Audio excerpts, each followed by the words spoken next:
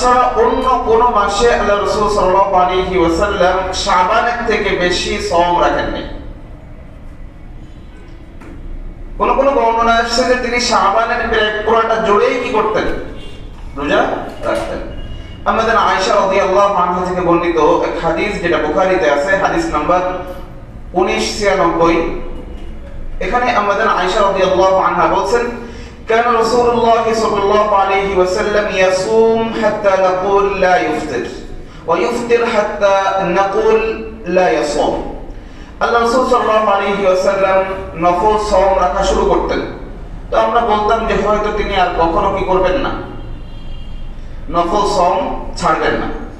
আবার দীর্ঘদিন নফল সাওম রাখছেন না, মনে করতাম যে আর মনে হয় তিনি কি করবেন না, নফল সাওম রাখবেন না। فما رأيت رسول الله صلى الله عليه وسلم استكمل صيام شهر إلا رمضان। আমি রমাদান ছাড়া অন্য কোন মাসকে রমাদানের মাধ্যমে পরিপূর্ণ করতে দেখি না, অর্থাৎ পুরো মাস আমি রোজা রাখতে দেখি নাই রমাদান ছাড়া অন্য কোন মাসকে। তবে ওয়ামা রাআইতুহু আকসারা সিয়ামান মিনহু ফি শাবান। আবার শাবান থেকে অধিক পরিমাণ অন্য কোন মাসে নফল সাওম রাখতে দেখি নাই। এই জাতীয় বর্ণনা আরো রয়েছে। সব বর্ণনাগুলোর মৌলিক কথা হলো আল্লাহ রাসূল সাল্লাল্লাহু আলাইহি ওয়াসাল্লাম শাবান মাসে অধিক পরিমাণ কি করতেন, সাওম রাখতেন।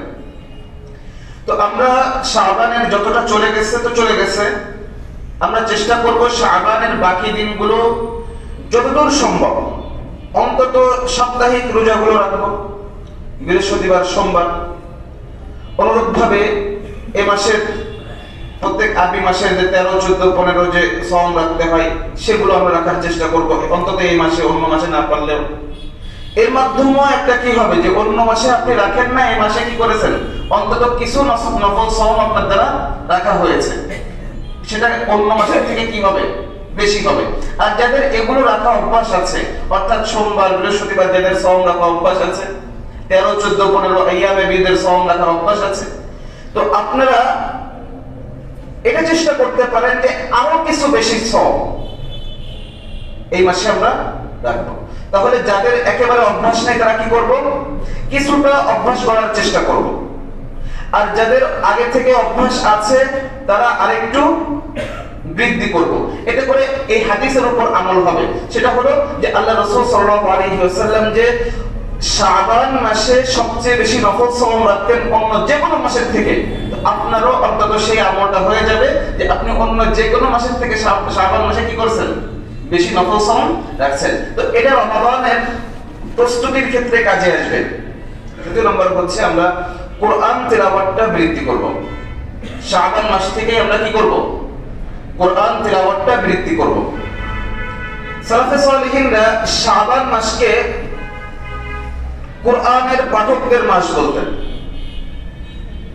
শাবান মাসকে তারা কি বলতেন, শাবান মাস এটা শাহরুল কুরআ। সালাফে সালেহিনরা বলতেন যে এটা হচ্ছে কারীদের মাস, এটা হচ্ছে পাঠকদের মাস, যারা কোরআন পাঠ করে, যারা কোরআন তেলাওয়াত করে, শাবান মাস হচ্ছে মৌলিকভাবে কি তাদের মাস। যেমন সালামা ইবনে কুহাইল রাহিমাহুল্লাহ তিনি বলতেন, কেন ইউকাল, বলা হতো, অর্থাৎ এই কথাটা সালাফে সালেহিনদের মাঝে প্রচলিত ছিল, সাহাবাদের মাঝে, তাবেঈদের মাঝে, তাবেঈদের মাঝে এই কথাগুলো প্রচলিত ছিল। তা হলো শাহরু শাবান শাহরুল কুরআ, শাবান মাস হচ্ছে কারীদের মাস, কোরআনের পাঠকদের মাস। ওকানা হাবিব ইবনে সাবিত, আরেকজন সালাফ হাবিব ইবনে সাবিত রাহিমাহুল্লাহ, ইদা দাখালা শাবান ক্বাল হাদা শাহরুল কুরআ, তিনি বলতেন যে শাবান মাস যখন আসতো তিনি বলতেন এটা হচ্ছে কারীদের মাস, এটা হচ্ছে কোরআনের পাঠকদের মাস। وكان عمرو بن قيس الملائي، عمرو بن قيس الملائي رحمه الله তিনি إذا دخل شعبان أغلق حانوته وتفرغ للقراءة، তিনি তার দোকান বন্ধ করে দিতেন। তিনি তার দোকান কি করতেন, দোকান বন্ধ করে দিতেন। রমাদান মাস অর্থাৎ যখন শাবান মাস আসতো তিনি কি করতেন, দোকান বন্ধ করে দিতেন, ওয়া তাফাররাগা লিকিরাআতিল কোরআন, এবং কোরআন পাঠের জন্য সময় বের করে নিতেন। দোকান বন্ধ করে দিয়ে কি করতেন? কোরআন তিলাওয়াতের প্রতি মনোনিবেশ করতেন। কোন মাসে? শাবান মাসে। রমাদান তো আরো দূরে রয়েছে, রমাদানের প্রস্তুতিমূলক ভাবে আমরা তো রমাদানকে এই ব্যবসার সবচেয়ে বড় সুযোগ হিসেবে নিই, এবং যত ব্যস্ততা রমাদানকে কেন্দ্র করে থাকে আমাদের সব ব্যস্ততা রেখে দিই। কিন্তু এর বিপরীত অনেক মানুষ রয়েছে যারা সারা মাসে অল্প অল্প করে, অন্য 11টা মাসে অল্প অল্প করে জমিয়েছে, যারা এই জাতীয় ছোট ব্যবসা করে অল্প অল্প করে জমিয়েছে। কিসের জন্য? যে আমার এক মাসে এই পরিমাণ খরচ হয়, আমি সেই খরচটা আগের থেকে প্রত্যেক মাসে কিছু কিছু করে রেখে আমি রমাদানের জন্য প্রস্তুতিমূলক ভাবে এই মাসটা আমি রেখে দিয়েছি। কোন কারণে? যাতে করে আমি রমাদানটাকে কি করতে পারি, পরিপূর্ণভাবে রমাদানের ফায়দাটা রূপে নিতে পারি। রমাদানে যেন আমার কর্মব্যস্ততা আল্লাহ কেন্দ্রিক হয়, তাকওয়া কেন্দ্রিক হয়, যা আমাকে তাকওয়া অর্জনের পথে সহায়তা করবে। এই জাতীয় আমলকে কেন্দ্র করে আমার যত সব কর্মব্যস্ততা থাকে। উনি কি করতেন? আমর ইবনে কায়েস কি করতেন? তার দোকানকে শাবানেই বন্ধ করে দিতেন, এজন্য যাতে করে কি করতে পারেন? কোরআন পাঠ করতে পারেন। তো আমরা কি শুরু করেছি যে রমাদান আসার পরে অন্তত অন্য যে কোনো সময়ের থেকে কোরআন তিলাওয়াতটাকে আমরা বৃদ্ধি করতে পেরেছি? পারিনি। দেখা যাবে রমাদান আসছে, এরপরও আমরা হয়তো শুরু করছি, করব, এর ভিতর দিয়ে চলে যাবে। তো এর ভিতর দিয়ে 10 দিন চলে যাবে, আর এই 10টা দিন কিছু করি নাই, কিছু করা দরকার, এই চিন্তায় মাঝের 10 দিন চলে যাবে, আর সেই 10 দিন চলে যাবে, আহা রমাদান তো চলে যাচ্ছে, এই আফসোস করে। যা হয়ে থাকে আমাদের। এখন কি আমাদের আগের মতো হবে নাকি ভিন্ন হবে? ইনশাআল্লাহ ভিন্ন হবে। অন্য যে কোনো রমাদান থেকে যেন আমার এই রমাদানটা সুন্দর হয়। সালাফে সালেহিনরা কি করতেন? রমাদানকে একটা সুযোগ হিসেবে নিতেন, রমাদানের জন্য দোয়া করতেন। রমাদান চলে যাওয়ার পরে 6 মাস তারা দোয়া করতেন, রমাদান সহ 6 মাস দোয়া করতেন যে রমাদানে যে আমল করেছেন সেই আমল যেন আল্লাহ তাআলা কবুল করেন। আর বাকি 6 মাস দোয়া করতেন কিসের জন্য? যাতে করে আল্লাহ তাআলা তাকে রমাদানটা পাইয়ে দেন।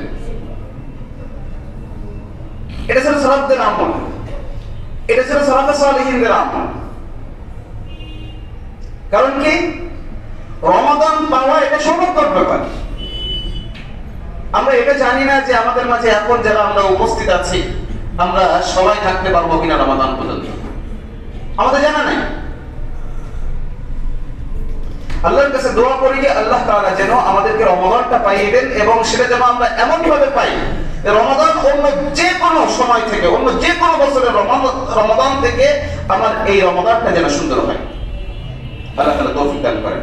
এই বর্ণনা থেকে আমাদের কাছে এটা স্পষ্ট হয়েছে, শুধু দোকান নয়, বরং আমাদের কর্মব্যস্ততাকে কমায় নিয়ে আসতে হবে। বিশেষ করে যারা কায়িক শ্রম করে তাদের এটা করা উচিত, বা আমি মনে করি এটা করাটা উত্তম হবে যে সে 11 মাস প্রত্যেক মাসে কিছু কিছু সে জমা করবে রমাদানের প্রস্তুতিমূলক সে কিছু কিছু করবে, যাতে করে রমাদানে সে পরিপূর্ণভাবে শ্রম রাখতে পারে, যাতে করে এই মাসআলার অন্তর্ভুক্ত যেন তাকে না হতে হয় সে এই শ্রম দেওয়ার কারণে এখন সময় মতো কি করতে পারছে না, রোজা রাখতে পারছে না। এই মাসআলার অন্তর্ভুক্ত যেন তাকে না হতে হয়। আল্লাহ তাআলা বোঝার তৌফিক দান করেন। এরপর 3 নম্বর, শাবান মাসে আমাদের তওবা এবং ইস্তিগফার করতে হবে। তওবা এবং ইস্তিগফার মানে দেখেন, ইস্তিগফারের জন্য জবান লাগে, তওবার জন্য জবানের সম্পর্ক নাই, মুখের কোনো সম্পর্ক নাই। তওবা আন-নাদামাতু ওয়ার-রুজু', লজ্জিত হওয়া, ফিরে আসা। তওবা কি?